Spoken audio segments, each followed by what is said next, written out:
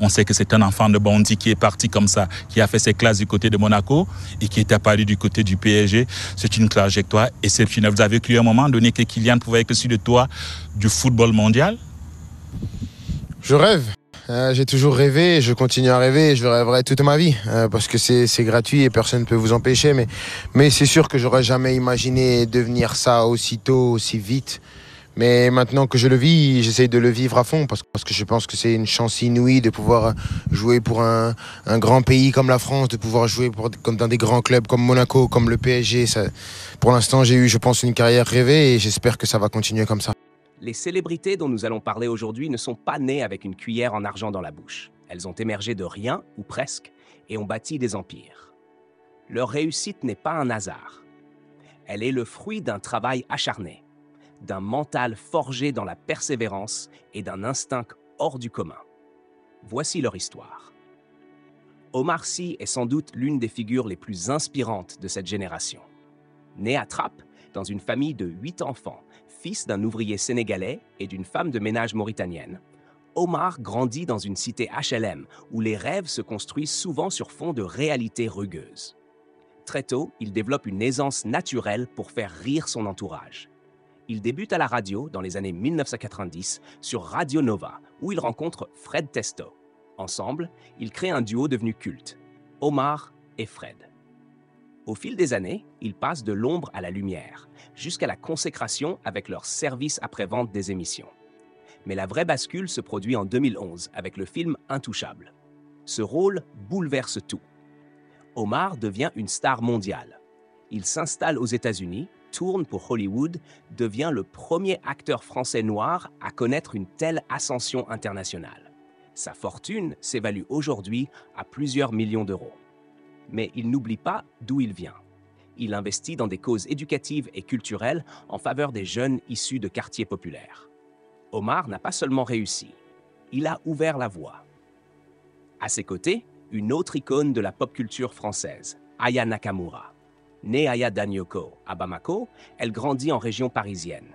Rien ne la prédestinait à devenir une artiste incontournable sur la scène internationale. Adolescente, elle enregistre ses premiers morceaux avec un micro basique dans sa chambre, puis les publie sur Facebook. Peu à peu, son nom circule. En 2018, le titre Dja explose. Le morceau devient un phénomène mondial. Aya, avec sa voix reconnaissable entre mille, son style unique, bouscule les codes de la chanson française. Elle devient la première artiste francophone à dépasser le milliard de vues sur YouTube. En parallèle, elle signe avec de grandes marques, monétise ses réseaux sociaux et bâtit un empire musical indépendant. Aujourd'hui, sa fortune dépasse largement les millions. Elle contrôle sa carrière, investit dans la production et inspire une nouvelle génération d'artistes afro-européens. Tout cela sans jamais trahir son identité. Jules, de son vrai nom Julienne Marie, est un autre exemple frappant d'ascension fulgurante. Né à Marseille, il grandit dans une famille modeste. Recalé de plusieurs établissements scolaires, Jules trouve refuge dans la musique. Il commence à poster des sons sur YouTube, enregistrés dans sa chambre avec du matériel rudimentaire. Refusant les maisons de disques traditionnelles, il fonde son propre label, d'or et de platine. Le succès est immédiat. Ses albums s'enchaînent.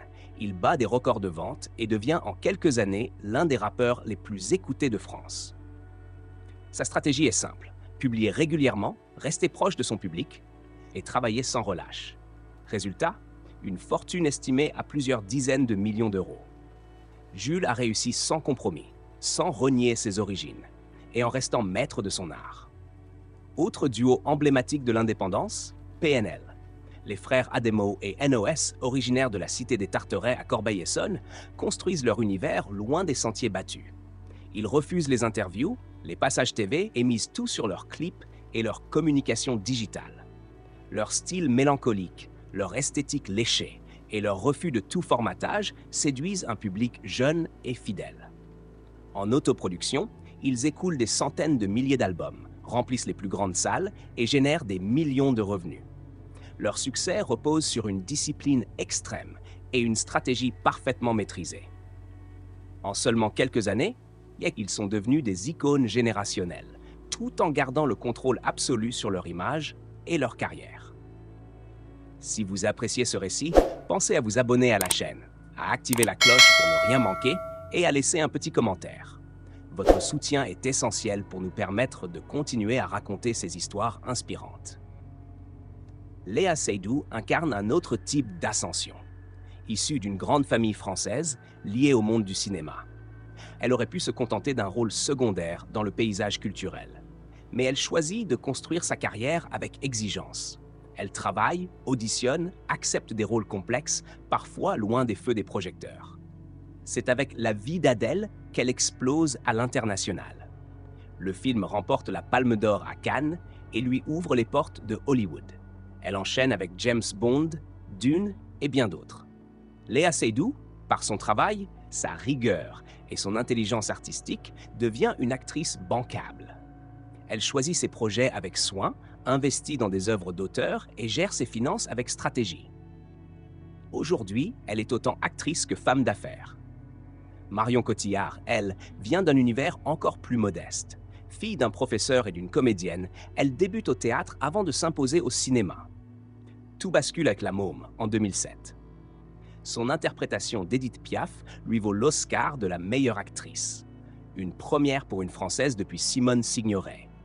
Ce prix change tout. Hollywood l'adopte. Elle tourne avec les plus grands. Christopher Nolan, Ridley Scott, Woody Allen. Marion devient une figure mondiale. Mais derrière l'actrice, il y a une femme engagée. Elle investit dans des projets écologiques, soutient des ONG et participe à des campagnes de sensibilisation. Sa fortune, amassée avec intelligence, est à la fois un outil de liberté artistique et d'engagement sociétal. Kylian Mbappé, lui, a connu une ascension fulgurante dans le monde du sport. Né à Bondy, en Seine-Saint-Denis, il grandit dans un environnement modeste. Dès son plus jeune âge, il se distingue par des qualités physiques et mentales exceptionnelles. Il intègre Clairefontaine, puis l'AS Monaco, avant de rejoindre le PSG. À 19 ans, il remporte la Coupe du Monde 2018 avec l'équipe de France.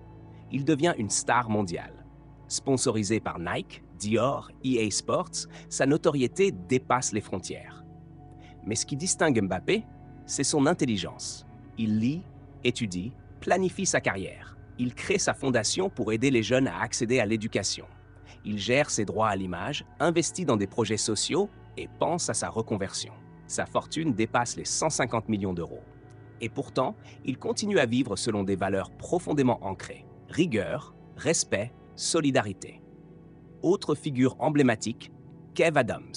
Issu d'une famille de classe moyenne, il découvre très jeune sa passion pour la scène. À 16 ans, il monte sur les planches, enchaîne les petits spectacles, participe à des festivals, se fait repérer par des producteurs. En 2011, il décroche un rôle dans la série Soda, qui le propulse sur le devant de la scène. Puis viennent les spectacles, les films, les partenariats. Kev Adams devient un acteur incontournable de la comédie française. Mais au-delà du succès, il construit un véritable empire.